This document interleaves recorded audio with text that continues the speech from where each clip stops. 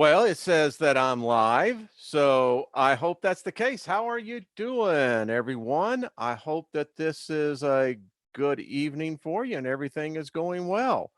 Um, Not sure if there's even anyone here, but hey, we'll see how it goes for the next hour.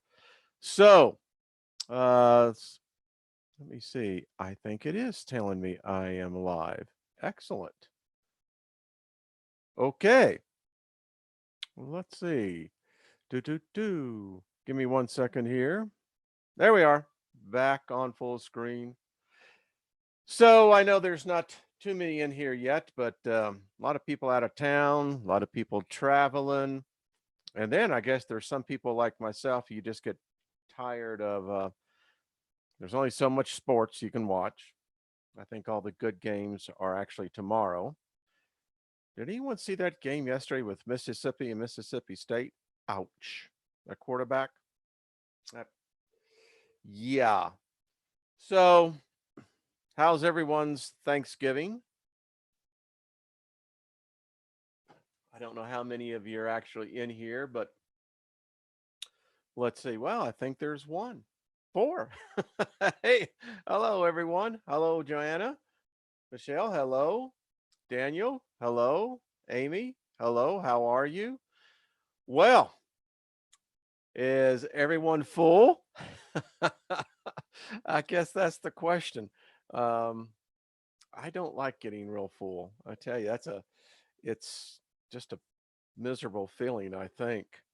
So, thought I'd cover a couple of stories. I think we all look for something that gives us hope for tomorrow, hope for the next generation.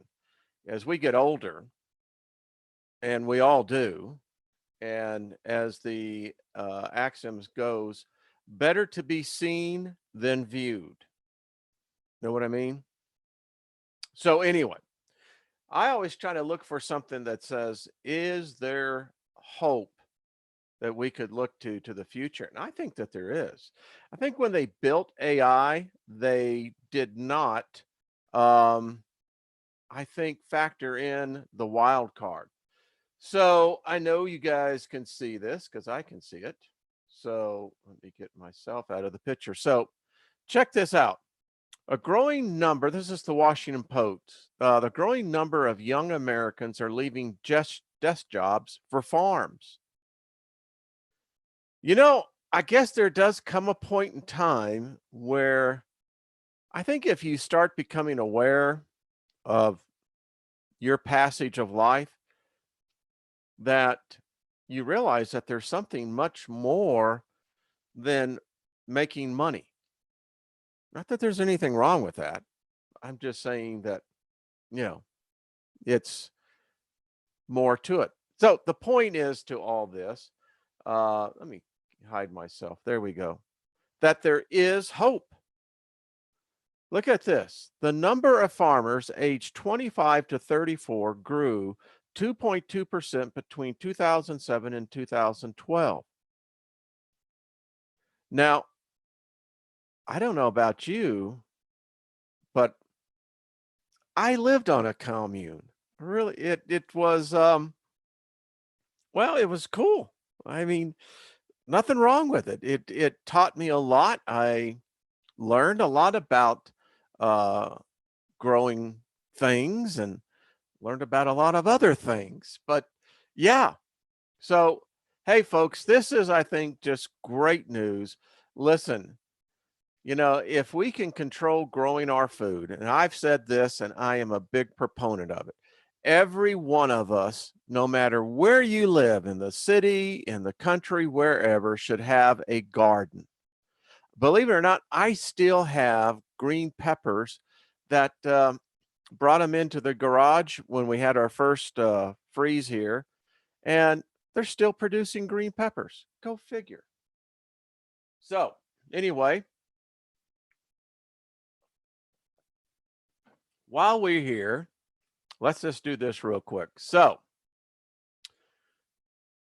being alone can be good for your mental health and sparks creativity. All right, I think this is cool.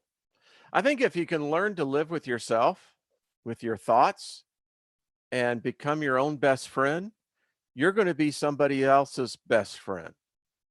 Most likely, your soulmate, husband, wife, significant others, whatever the case may be. And this is a good article. It really is. It's out there. You can check it out. I think that, you know, I remember it used to be said that being alone was the worst thing. But when you really stop and think about it, that's exactly what technology does. Each one of us sitting in here right now, well, unless you're at home with family, but you're probably in a quiet place, it draws you in. It's a one-on-one experience. When I was in the video industry in broadcast in the early days, working with Philips Electronics in developing the first DVD. Yeah, I know I'm dating myself, but hey, it's okay. Um, it was great working with those engineers and, getting over the hurdles to today where the compression is, the one-to-one to ratio. I digress. The point is, um, the interactiveness of what we have today with the machines. It's quite amazing. And it looks like we're taking it and maybe turning it to some positiveness. Who knows? All right, I thought this one. I don't know what happened to people out there today, but man, what is up with people? I mean, you're stealing uniforms in order to beat the crowds. I don't know about you. How many of you in the chat room right now went out and faced this madness? I got to see how many of you really did that. It's just crazy, isn't it? So here's one. Black Friday chaos goes global. Topless feminist trashes Ukrainian sweet store as shoppers in Brazil and Greece join in the frenzied struggle for bargains. Folks, ain't happening in America. Folks, this is happening globally. We just did this encouraging story of millennials, right? But look at the other side of this. Now, I guess this is a place where you come in and protest and destroy things because we really know that that's really going to endure your message with the masses. But look at that, folks. What is that? Oh, come on. Seriously. If my question is why? I mean, if you were visiting through the solar system, the cosmos, and you decided to stop in here on planet Earth and you looked in on this, what would you interpret this to be? Would you interpret this as a religious ceremony? I think it is. It has all the indications of zealots. But again, if you had nothing to frame reference to, and this is the first time, and you're looking in on this, what is that? What would you think of us? I mean, seriously. Madness, I'm telling you, it's madness. What? Come on, folks. Are you telling me that there are not enough televisions in the world today? Come on. This is crazy. I mean, I guess everybody wants a smart TV. I don't know. You can't eat the things. Yeah, this is crazy. And it's just you're going, okay. Now, thought this one was interesting. LA Times. we are blotting out the natural dark light. Yeah. In fact, it's getting so bad that within the next 25 years, with particularly the LED lights and the new technologies we're learning about light itself, you won't have a real nighttime sky. I can remember as a kid, being up there at Campanile and seeing the Milky Way. You can't do that now. All right, here we go. Facial recognition is tracking customers as they shop in the stores. I mean, I feel like Otto Guthrie in Aunt Alice's restaurant. I mean, here I am sitting on the Group W bench. You got freaking cameras tracking me everywhere. Yeah, isn't this great? And they're probably profiling you. Everything you touch, everything you look at is now going into your digital AI personification. Okay. Grown men squabble over toy car on Black Friday. Really? Is this just Nutsville? I mean, come on, folks, get a grip. Thought this one was a little disturbing. Have you heard about what's going on over in Saudi Arabia? They rounded up all the princes and all the billionaire businessmen, and they are just torturing them. I mean, they're staying in the Ritz-Carlton, but a torture chamber is a torture chamber regardless of what it's called. And I got real concerned about this. I don't like this whole aspect of what's going on here, because this is this guy right here, just to let you know, they hung him upside down. There's their accommodations there in the Ritz. This is the dude, and Blackwater is apparently doing the torture. A lot of changes, folks, a lot of changes. All right, here's one. New company going to give you the death experience.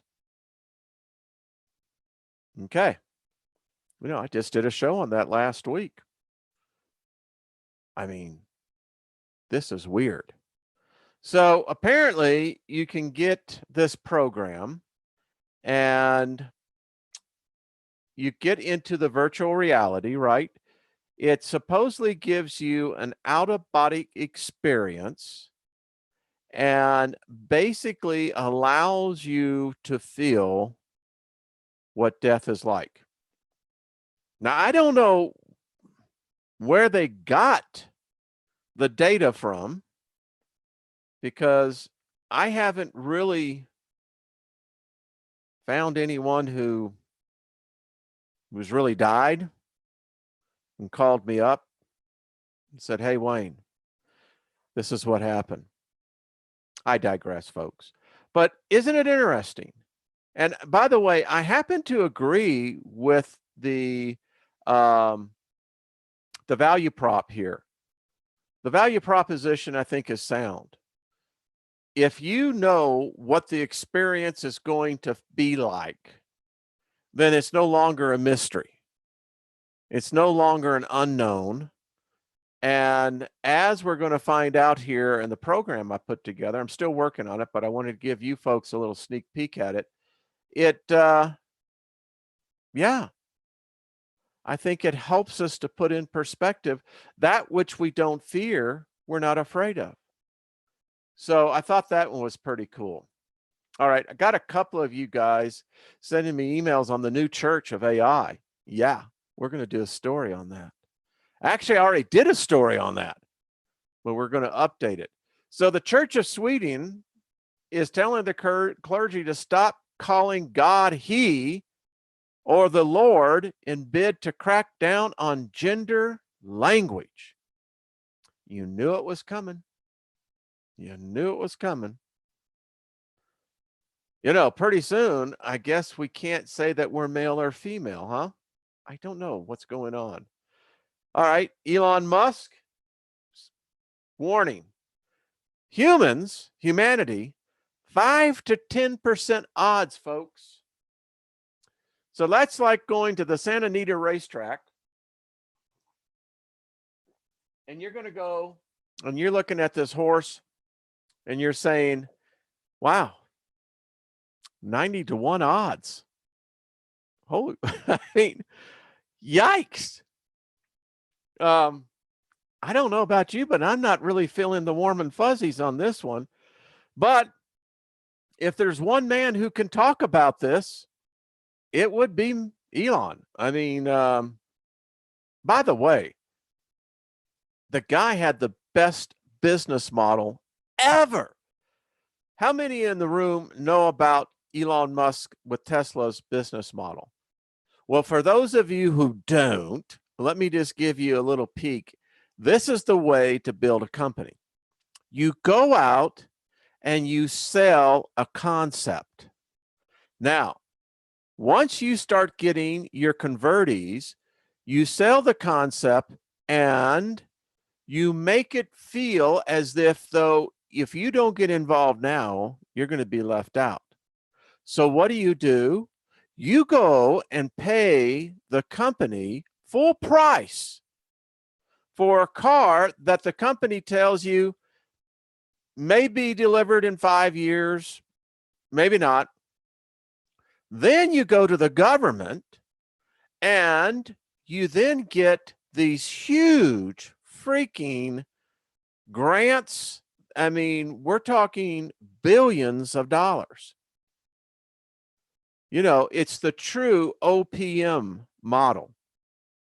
And I'll let the rest of you figure out what the OPM model. But anyway, Mr. Musk says here that if this AI goes on the way it's continued to go, now he's been advocating this for the longest time. He thinks, and I agree, that there should be an immediate World Council convened. Now, I don't like the UN. I don't like what it stands for. I don't like its policies, but we need a forum where we can come together and then begin to set some standards here. There's no ethical boundaries where AI is concerned. No one has thought that through. No one's given it any thought. Now, people like Elon have, and there's others. A lot of leading scientists are now sounding the alarm that we need to come in here and start basically monitoring what AI can do and cannot do. We know right now that it's basically a heartless killer. And remember, all algorithms are made by people. Okay. Had to do this one, folks. Another story. More of the booms being heard around the world. I did a story on this. It's continuing. No idea what. Here we go. Another massive 3-mile wide Christmas asteroid to practically graze the Earth. Well, it's getting like this. We're getting so many haircuts now. None of this actually surprises me anymore. Okay, here you go. How to ride out the apocalypse in a big city. This is theweek.com. Well, do they know something we don't know? Now, we all know that if you live in someplace like New York City, let's say, on the island, I wouldn't want to be there. Yeah, I live in a pretty urban area and right now that's, suburbanized. But if anything should happen, here I'll just give you the inputs. Keep your butt where you are. Classic thing. You're better in an environment that you know of than one that you're unfamiliar with. However, get ready to move your butt out at a moment's notice. Just saying. Stock up the right supplies. Hey, all of us should have 30 days of food. All of us. If you don't, you're just, trust me, it is the right thing to do. All right. Know your surroundings. I just said, y'all remember the remake of the War of the Worlds with Tom Cruise? Yeah, that's kind of this thing. Relax. Well, this is really going to see how well you can meditate. I don't know. I don't know about relax. I can't find this. All right. We've been talking about the fact that they've got programs, Wi-Fi that's out there. Well, more and more mainstream are looking, going, well, what's going on here? Can we actually manipulate human beings? Yes. Don't know what that's even such a question. But here's the point. Are we really seeing the era of selective mind control? And then our last little article here is this one. I found this one this is out of the San Francisco Gate. College students going hungry need donated food, groceries, and food stamps. Well, I can dig living in the city that you love, but San Francisco, I mean, I can understand it. I mean, the cost of living, you got people that work at Google, Facebook, I mean, all the tech companies, you got them living in some cases 15 to 20 to one bedrooms apartments. They say if you can get a garage, man, it's like having a penthouse. So there you go. So what do you think about that? So hold on one second. I just want to stop in and see how all of you are doing. Wow, there's 96 of you people in here. Well, hello to everyone.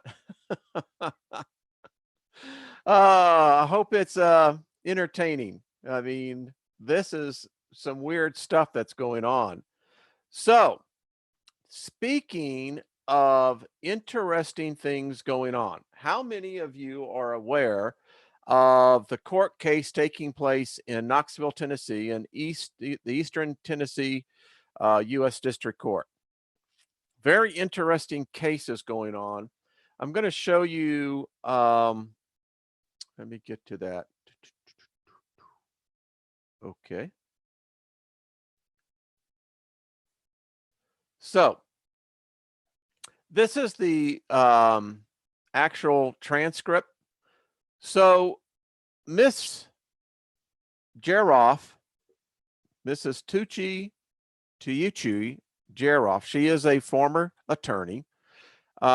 She is representing herself in this case, and what she has basically brought is a suit proving two things. Number one, that the United States went into bankruptcy in 2012, and that the corporation called the United States of America, and also every single corporation, private corporations operating in the guise of government. She goes on in this, and she's arguing with the judge. I mean, this judge, well, she's hitting him pretty hard. She really is. And the judge is, well, he's not happy about the whole way that she is bringing out this. And the bottom line of this, and I can leave a link for those who want it. Well, in fact, you can see it right up there. But if you really want to read it, it's a lot of banter back and forth. Miss Jeroff is hammering the courts on the legality. And this court is, the judge is, well, I don't think he's enjoying this.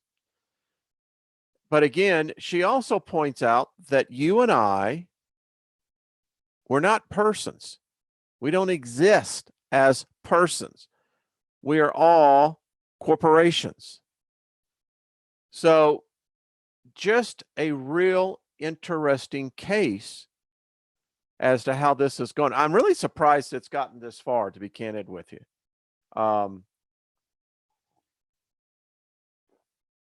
They try to pretty much squash these type of cases. Most of them never make it through voir dire of discovery. They find reasons to actually disallow these, but yeah. So it's part of this whole thing of chattel. We all are chattel. I mean, and I know it sounds crazy, but it is a fact. And this is what this attorney is bringing out here, that, and she's well qualified. As again, you have to really get into what she meant by she was a bar approved attorney. If there's any attorneys listening here, you know, when you get before the bar, you take the bar. This is, and if you've ever been in a courtroom, you find that fence right there. That's the bar. You don't cross that bar unless you are an initiate or you have been given the command to go over the other side of the bar. It's bizarre. Legalese is a language unto itself. And if you go in as a private citizen, you're usually going to get screwed. I'm just going to tell you right now, you're going to get screwed because the system, here's the one thing that I can tell you that is fact. An individual can implicate you in an agreement and file a grievance against you, although you haven't signed anything. And you, as not a person, you're a corporation, a jurisdiction can take possession of you. Now, I can assure you, this is scary. In the United States, you do not have constitutional rights to what you think. It is an illusion. Any United States government, state, even a municipality can take possession of you as a foreign judgment. And then they can come into your state and take this foreign judgment, because here's the deal.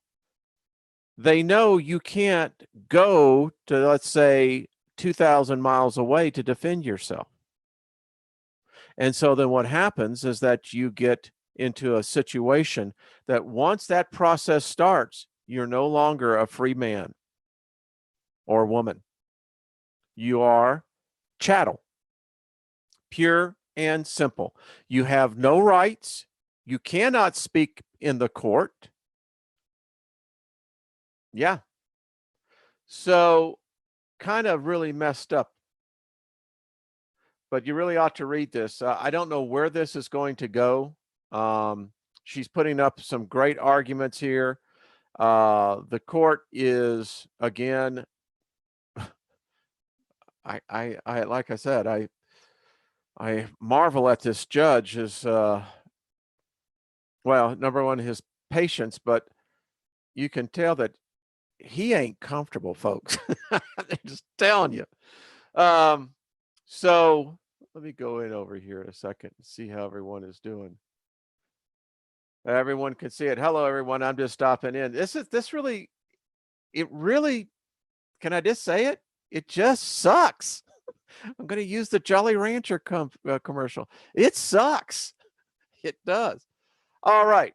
Now, I had a uh, subscriber send this. Thank you very much. I wrote the individual back.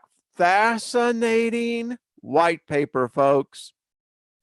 I want to tell you, my channel is really about, and we're about to go into my Sumerian presentation I'm working on. I'm going to give you all a sneak peek to it, so I want to let you be my focus group and see what you think of it. But this is a fascinating white paper. In essence, what the scientist is saying here is that we now know consciousness has to be recognized. It is, in fact, a definable, tangible thing. Now, the reality of it is this, ladies and gentlemen. The reality is this. We live in a true holographic environment. In this hologram that we're in, because that's what the brain constructs. And it's the consciousness, the mind, that brings that hologram into reality. Now, we now know that we live in a three-dimensional reality. We know that there are other dimensions outside of our dimension.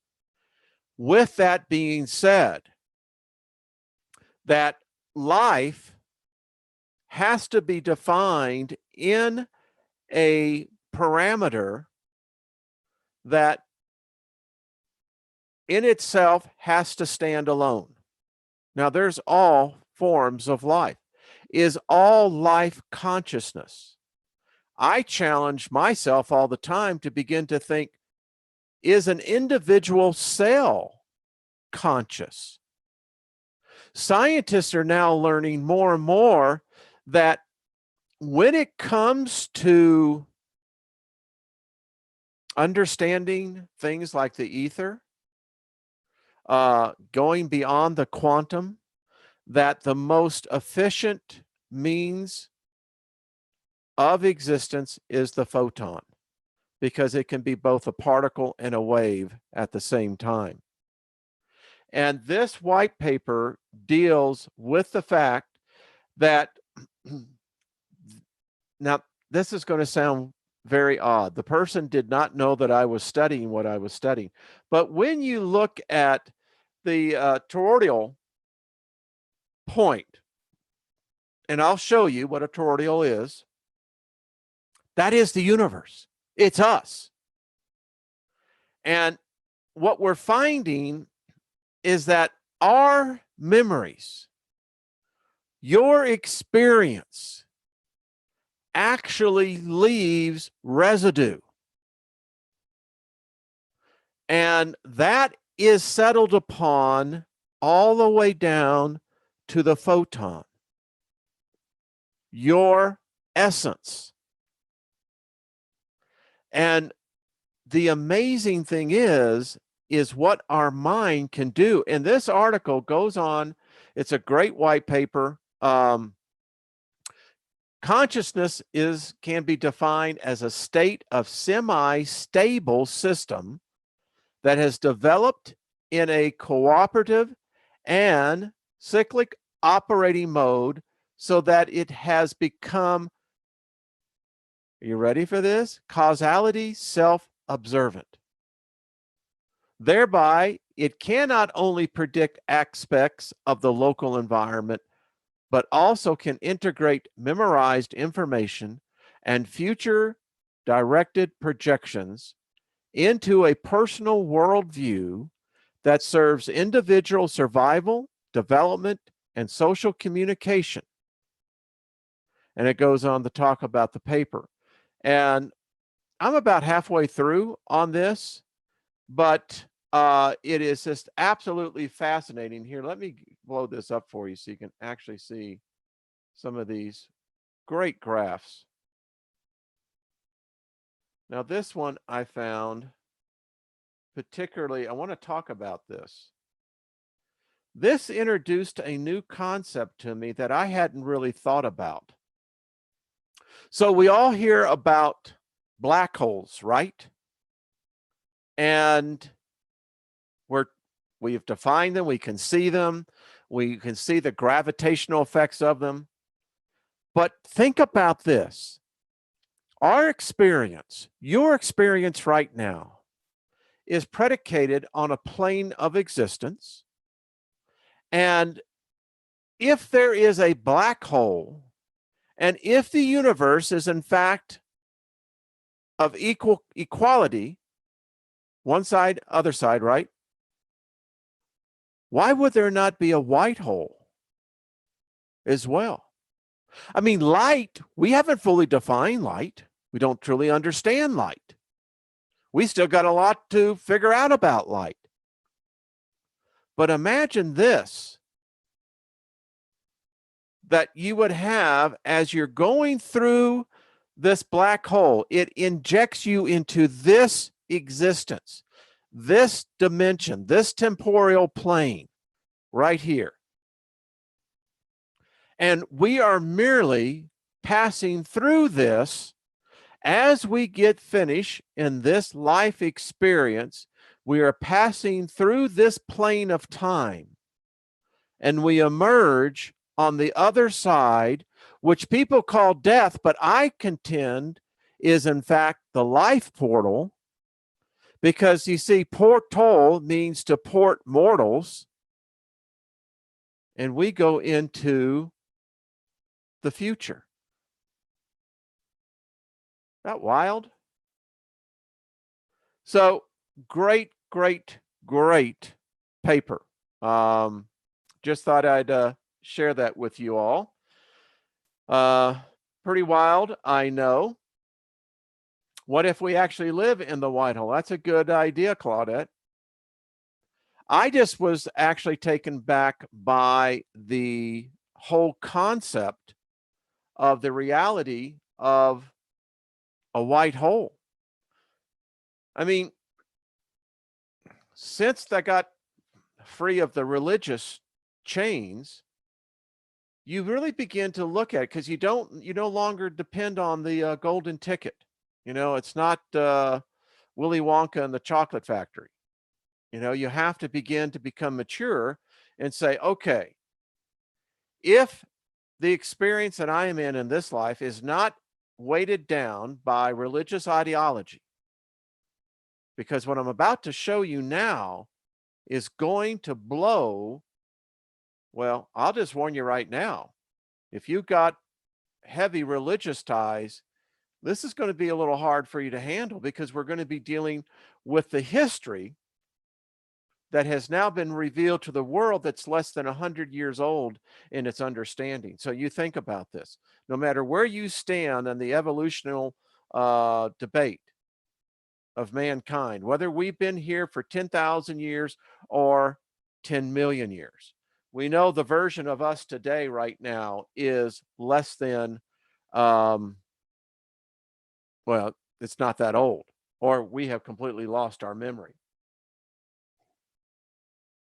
So when we get all of this going, and we understand now that you now have to take responsibility for what happens next. We're all going to die.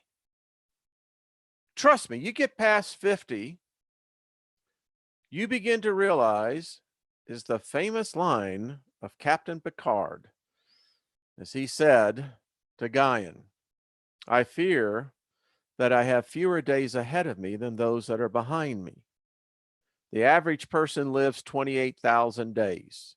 If you're fortunate, you may make it to 30,000 days. So when you begin to start to contemplate your life, where you are on your lifespan, it's yours, not mine. I have my own. The finality is inevitable. So, however many days we have individually, if you're not relying on a religious ideology to take care of all the paperwork and all the visas for the other side, well, then you have to stand back and say, okay, what is going to happen to me? How do I now eternalize this?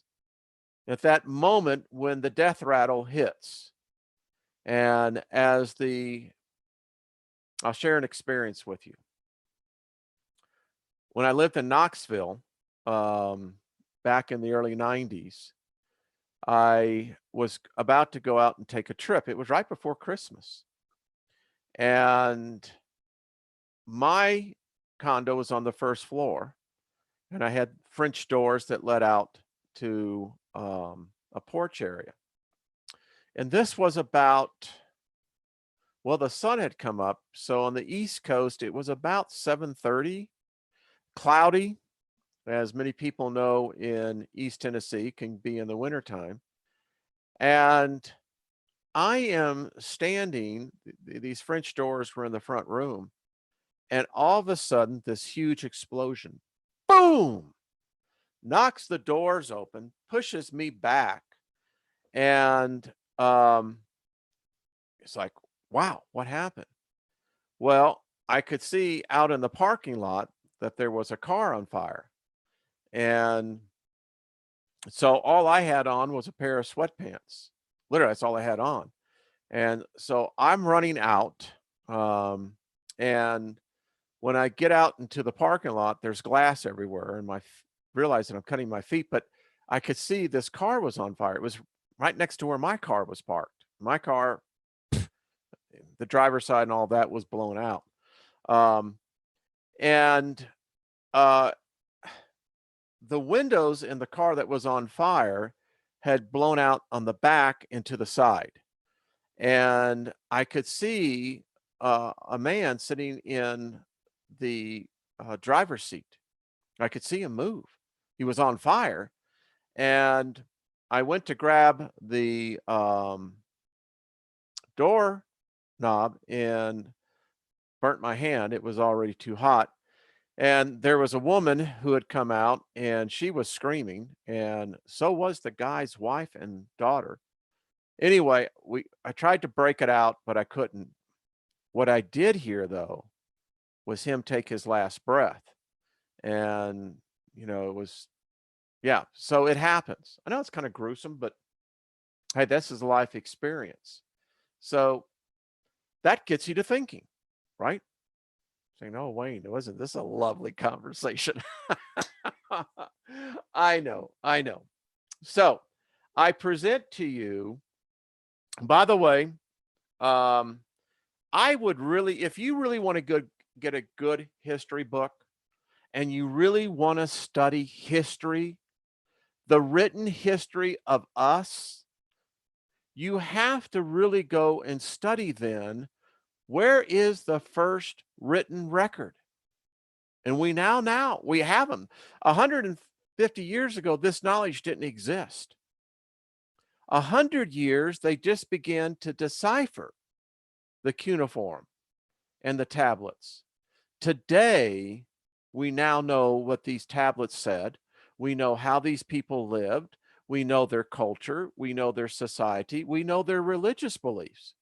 And the reason why this is so important to you and I is that you cannot dismiss what these people's religious beliefs are, because here's the bottom line. They're your religious beliefs. There is no other way of looking at this. These people invented our religion. Every religion on the planet today originated from Sumer. Now, you can argue with me, but I challenge you to show me a written record that is older than the Sumerians. Show me. You can't. You can't show me a written record that is so complete that defined our cognitive belief systems. They are the ones responsible for our society. They're the ones responsible for our laws. 39 first. Now, let me just state this. The Sumerians, in their belief system, it's very difficult for you and I to get a handle on it because they thought differently. They realized that the gods, and it was a, how should we say, a polytheistic belief system. And they knew that the gods were invisible, which contends my point. Mankind has never seen a god. Never. In all of our written history, no God has ever manifested. They're all invisible. They're all immortal. They all have superhuman powers. But they also seem to have all human characteristics. So, now, Stitchin did a book back in the 70s. Everyone's probably seen this one, The 12th Planet. Read this. This book is old. I've had it for 4 years or so. Unfortunately, Stitchin did more of a disservice. He was selective, a lot of misinterpretation. The man was not a sermologist. Yeah, there is such a thing. Professor Kramer he's a sermologist. There's only a handful of them in the world. This man did decipher. He's the leading person that has deciphered tens of thousands of tablets. There's over 100,000 and they're finding more. So we have to pay attention to what these people believed, because all beliefs originated from Sumer. So here is my rough draft. This is still working, but I wanted to show it to all of you. So, epistemology, probably a word you haven't heard of. Well, it is the theory of knowledge, especially with regard to its methods, how you validate it, and the scope of it. Epistemology is the investigation of what distinguishes justified belief from opinion. So, when we begin to understand how this impacts all of us, because we all have beliefs. Many of them are poorly justified. You sense something. You know something. It's not that the belief is wrong. It's just that you don't know how to define it. And so knowledge rests between truth and belief. Boy, if we would all just learn this. So I think the best way to distinguish epistemology and how it affects all of us and how we look at this going forward is this. Philosophy questions that may never be answered. Religion answers that must never be questioned. And this is the key to differences. All originated from Sumer. Yeah, isn't that weird? So, knowledge is a subset of that which is both true and believed. So, if we could all just begin to understand when, I get some of the comments. I mean, boy, the flat earthers really have a language that is, there's a better way. If you have a belief of that, that's fine. But understand, not all of us have that same belief. So here's my contention, folks. I see so many people looking at the signs for the end of days, the apocalypse, and they are so wrapped around the axle that they're wound so tight that everything they see is more confirmation, more affirmation. The Armageddon's coming, the fulfillment of Revelation. Folks, how in the world can the end, if the end cannot be right, because if the beginning is wrong, how can the end be right? And the beginning is wrong. All beliefs originated from Sumer, all of them. Now, this is really bizarre when you think about this. Not one religion is exempt. All the gods, all of them. It all begins with Sumer. It's the legend of your Garden of Eden. It's the Fertile Crescent, where mankind, how shall we say, had an advanced culture. This is in the city of Ur. This is a ziggurat. Nearly 5,000 years old. This is Nippur. Nippur is where the gods lived. This is Sippur, another great city. You can see how the cities were built.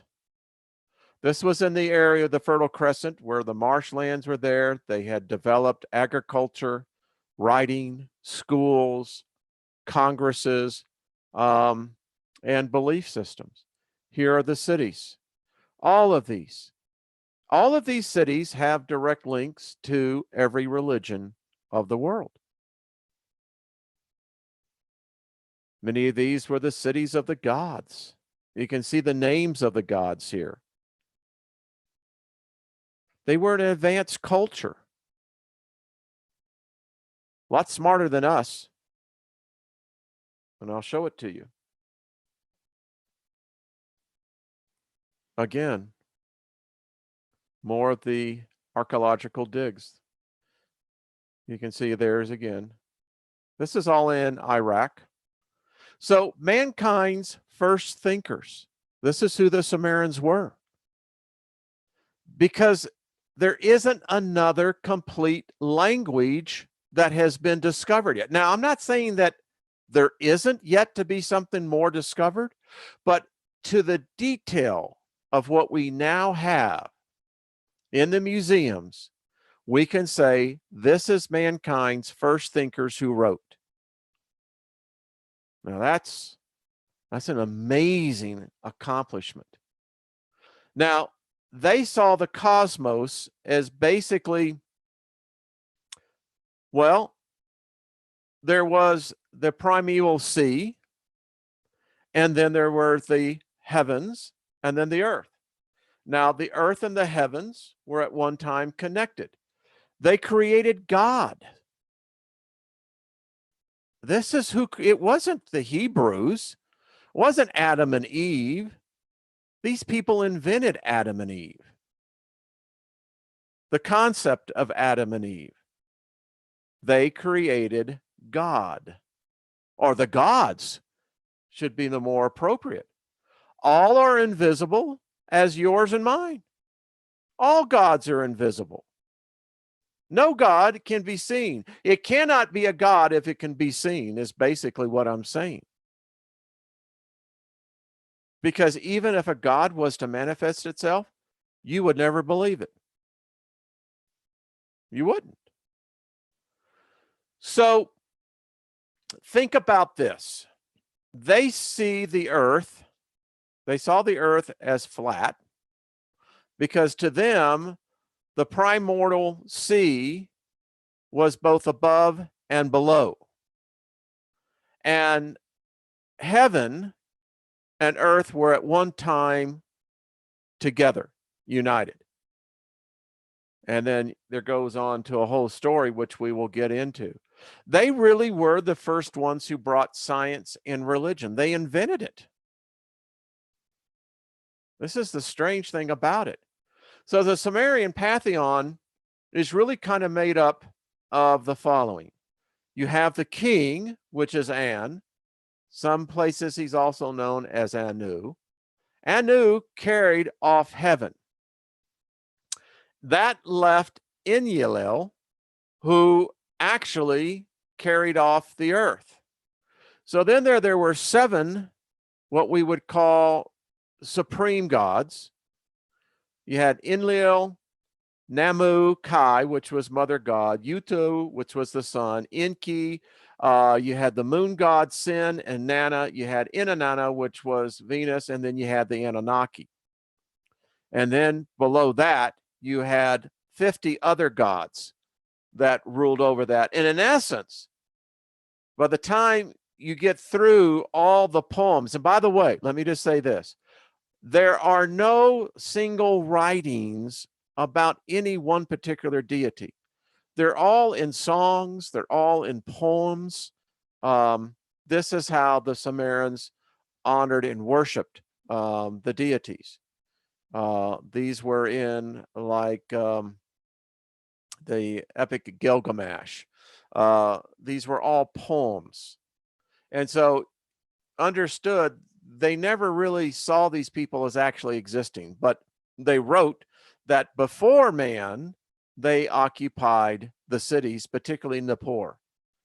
So, kind of what I had spoken about the white paper on consciousness, the Taurus.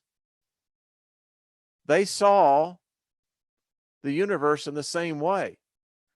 And when you really begin to understand how all of this works and you read what actually happened in the record, not the cults and the myths and the offshoots that are out there. You have to read the actual history.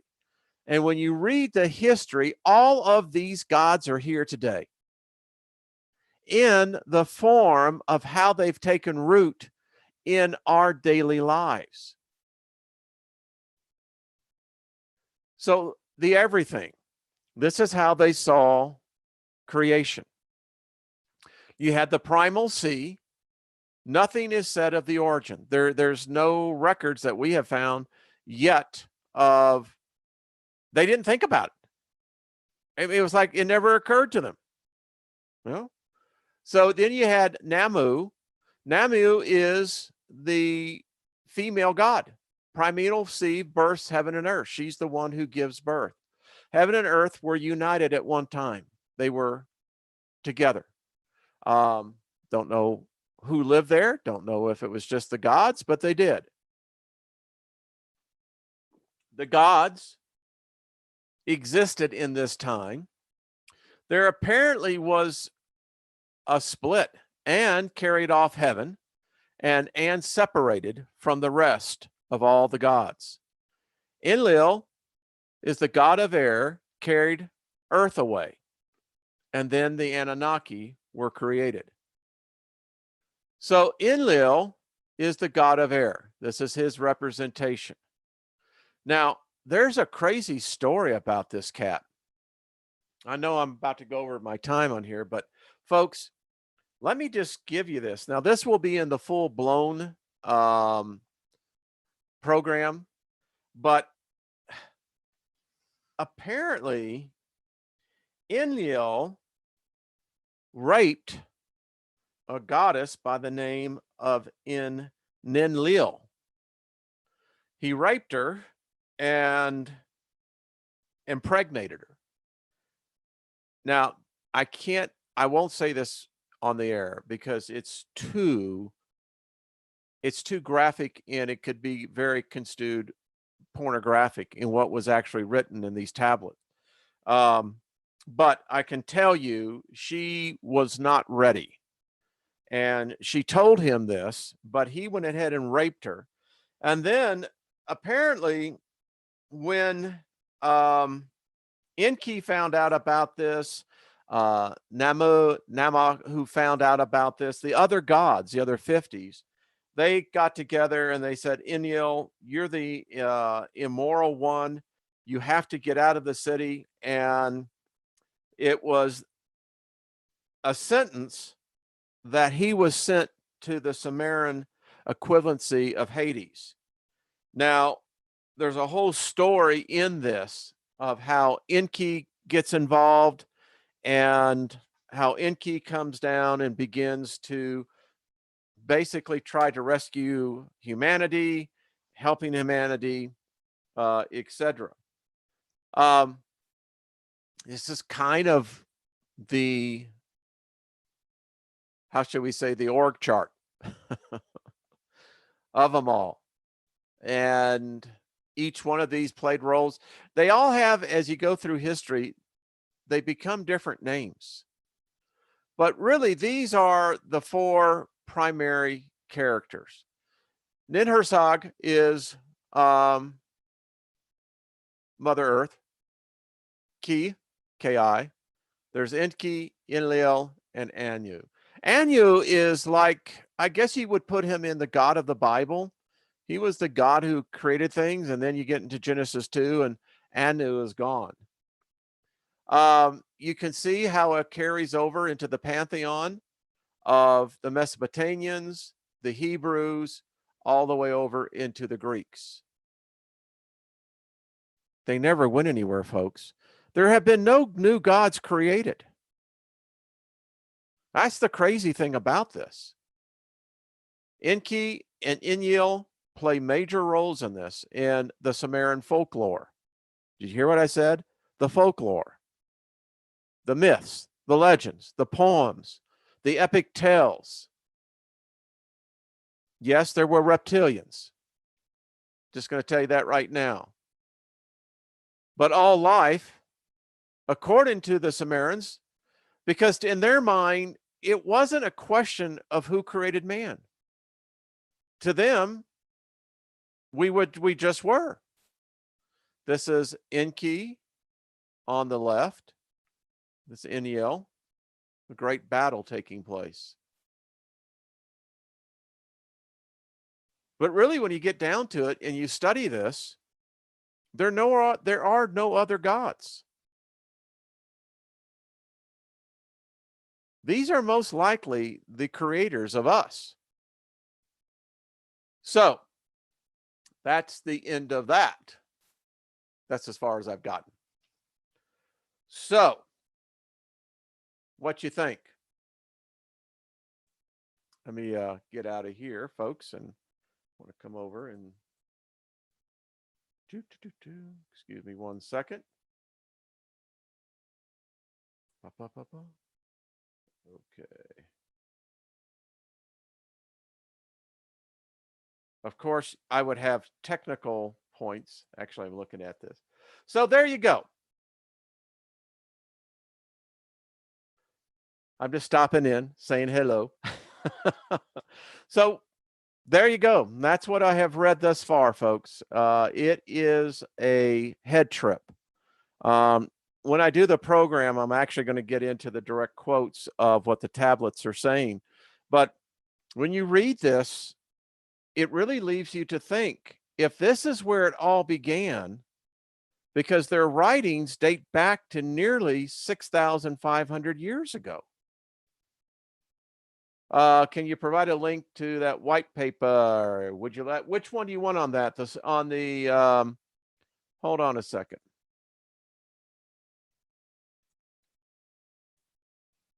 I think I can do this.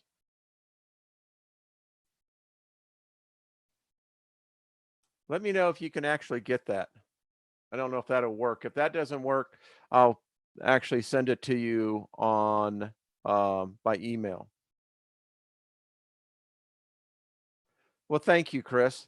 I'm honored, sir. Thank you. Or ma'am. I don't know. But thank you so much. Thank you for all. Well, Kit, I haven't missed it all. Oh, the court case. Okay. Absolutely. Give me 1 second, folks.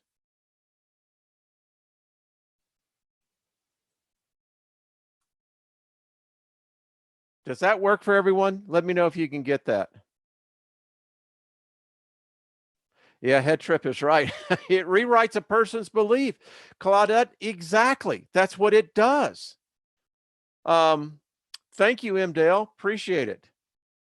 Oh, it's on my hard drive. Okay. Send me an email, Steiger, Steiger,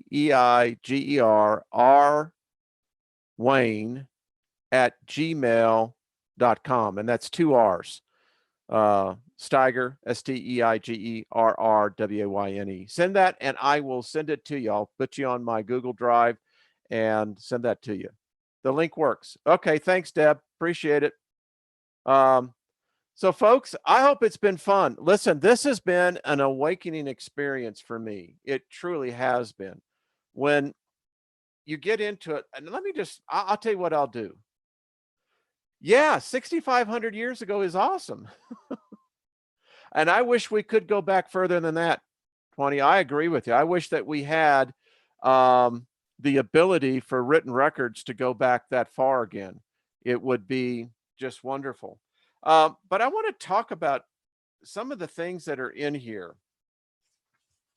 When you start reading about these gods and the way that they look. Now, for instance, Inyel considered himself, are you ready for this?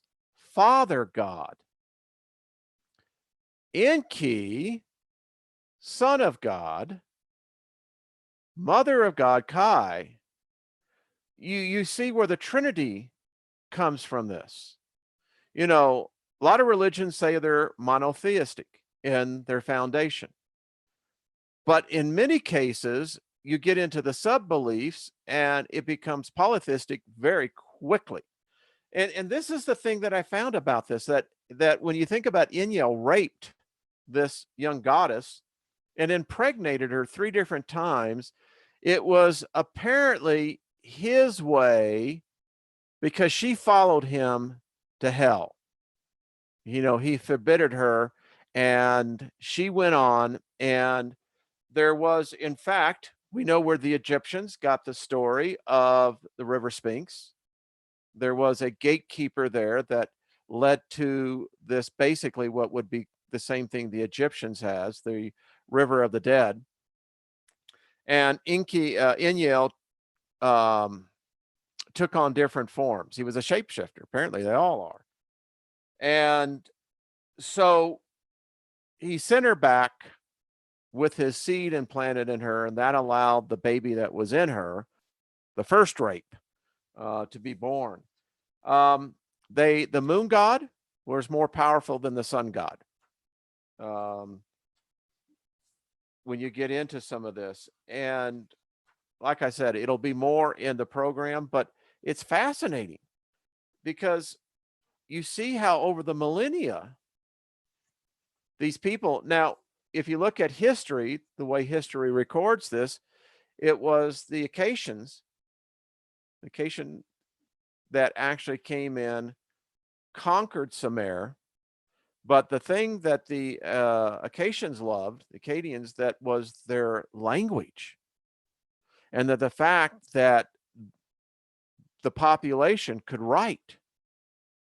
And this is how it happened through all the different empires through the Mesopotamian region there, all the way down to Egypt. So fascinating. Well, I've had fun. I don't know about you, but it has just been enjoyable. Thank you, everyone, for the honor of having you stop in. It's just, I hope that what I can communicate is substantive for all of us.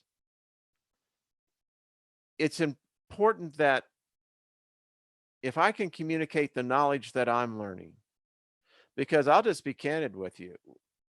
When I first left the Christian faith, it was disorientated. It's like being spun in a circle.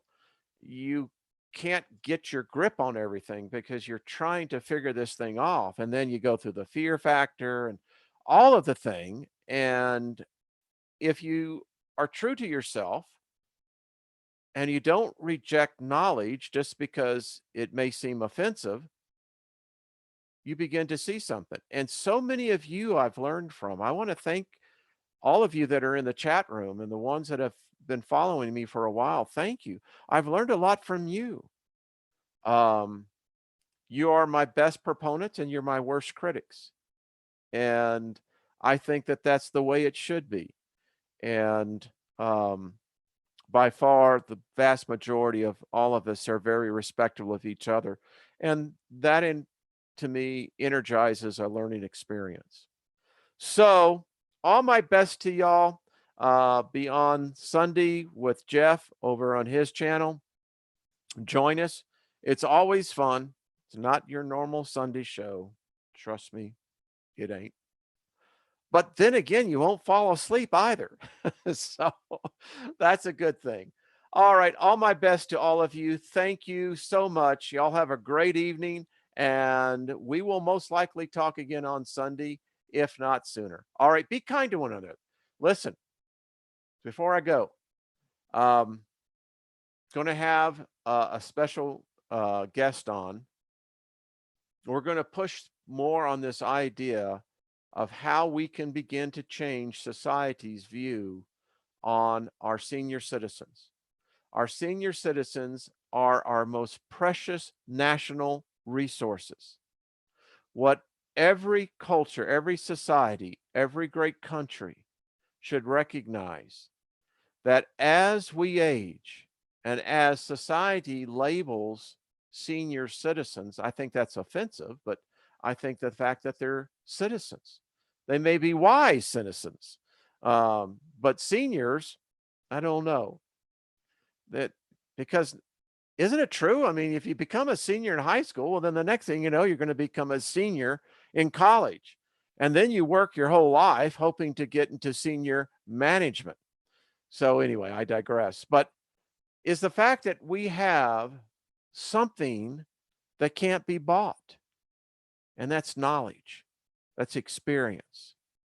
I'm looking into this and we're going to explore it more, but I believe that we need to begin to develop a culture where we bring those citizens who have gone through the life journey acquiring knowledge and wisdom, where we give them purpose back into schools, training centers. Listen, I'm a big proponent of what Mike Rowe is doing. He's bringing the trades back. And more people in their 30s and 40s are walking away from their jobs, not only in the agriculture, but going into the trades. They want to learn to become carpenters, plumbers, electricians. So I propose that we could give every person of age, maybe longevity of age, I don't know, an active function in society, giving back to the youth. We can't, our species is the only one. We don't, when we're born, we don't get a download, get a blank disc, it seems. But anyway, all right, folks, we'll talk again. Appreciate everyone. Be good to yourselves and be kind to someone without them knowing. All right, we'll talk soon. Bye-bye.